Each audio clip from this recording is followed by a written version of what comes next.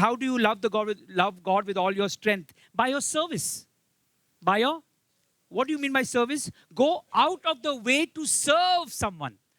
Jesus says in Mark 10:45, that he's not come to be served, but he's come to serve. So as God's people, what is your service to God? If you have to write down a book, what have I done service to God? Will you be able to write something? Service to God. You know what's the meaning of service to God, church? Service to God's people. Service to the community. How have you been serving God and serving His people? So if you want to love God with all your strength, that is also what it means. Love God with all your service. Not only praying and talking only good about other people, but doing also good as well. If you have, Jesus says, if you have in your strength to help someone, but you're not helping, you're only saying, come on, but you're not helping, then what is the use of that motivation speech? It will also help others. If you don't get help in return, that's fine, no problem. But the Bible says that we have to serve others. We have to always be ready to serve. Colossians 3:17, whatever you do in word or in deed, do it all for the glory of, in the name of the Lord Jesus Christ, giving glory to God and giving thanks to the Father through Him. Anything you do, church, you have to do in the name of Jesus. So are you helping people? Are you that person, helpful person? If you are not, then there is a problem. That means you're not loving God with all your strength. Yeah. With all your service. Love God with all your service. There are more verses. We learn from Luke chapter 10, verse 25 to 37. The Samaritan person taking care of a Jew. We see how that Samaritan person goes out of the way to help that person, to serve that person. We'll not open that verse. You can go home and go through. Luke chapter 10, verse 25 to 37. And the last thing, which I'll end over here, is your body. When you say you love God with all your strength, you have to love Him with all your body. Every part of your body should be holy. So that also means that no fornication, no adultery, no committing sin from your body. Your eye is a lamp. What are you watching from your eye? Don't watch bad scenes in the movies. Don't watch sexual scenes in the movie. Watch your body.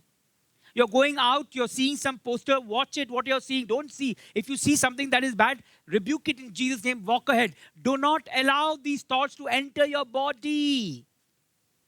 You're hearing your friends, you're in the middle of some 10, 15 group of people, and they're half of the time, every statement they say are foul words. What are you hearing? Stop it, close your ears, move out from that group. I have done this many years back. My bosses and all, when they talk, they always use foul words. I used to tell them very politely, very humbly, I said, I'm sorry, but I can't be over here. Why? Because you're saying too many foul words. Because that person has got a habit what to do now. Someone has got a habit to say foul word. वो रुकता नहीं उसके मुंह पे, जुबान पे है ही उसका, हर एक statement पे. Then what you have to do? तुम भी मत रुको. तुम निकल जाओ. I've seen people who have stopped using foul words because I'm in that group. They have to learn. When you say you love when you love God with all your strength, love Him with all your body. Keep it holy no matter what. Husband, stay faithful to your wife. Wife, stay faithful to your husband.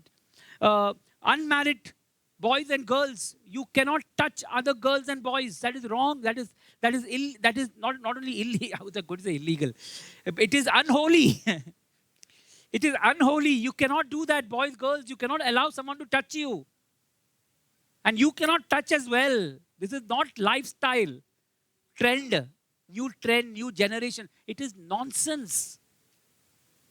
God never changes. His laws are perfect. It never changes. He's the same yesterday, today, and forever. He has made customs and laws in Deuteronomy, Leviticus. And today also there is a lot of laws. But He's made everything that in Jesus. All the laws have been fulfilled, Jesus says. Not broken, fulfilled. Don't talk dirty jokes from your mouth. 1 Corinthians chapter 6 verse 19 to 20. It says over there, keep your body holy. It's a beautiful 2 verses. Can you read that? This is our memory verse, our next memory verse. 1 Corinthians chapter 6, verse 19, 20. Can someone read quickly? Do you not know that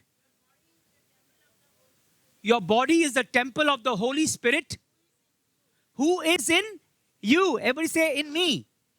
Who's in you? Holy Spirit. That's why you become a temple. Okay, go ahead. Who you have from God. And you're not your own. Remember that. You were bought at a price. Praise God. Therefore, glorify God in your body and in your spirit, which are God's. So in Christian homes, in your homes, there should not be violence. You know that, right? Everyone, hear me out. Open your ears, hear me.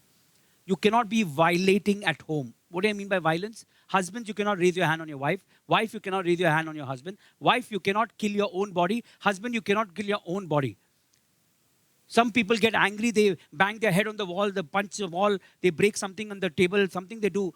It's all ungodly. You are dishonoring God with your body. You're not eating food because you're angry and you stay like that. That is dishonoring your body. You are not eating food because you're fasting and praying. You're honoring your body. You're not sleeping in the night. Night time is meant to sleep, not to stay awake. You are dishonoring your body. You'll say, but Pastor, I'm not getting sleep. Why? My God is a God of impossibilities. He will put you to sleep. You have to change your lifestyle because we have to honor our bodies.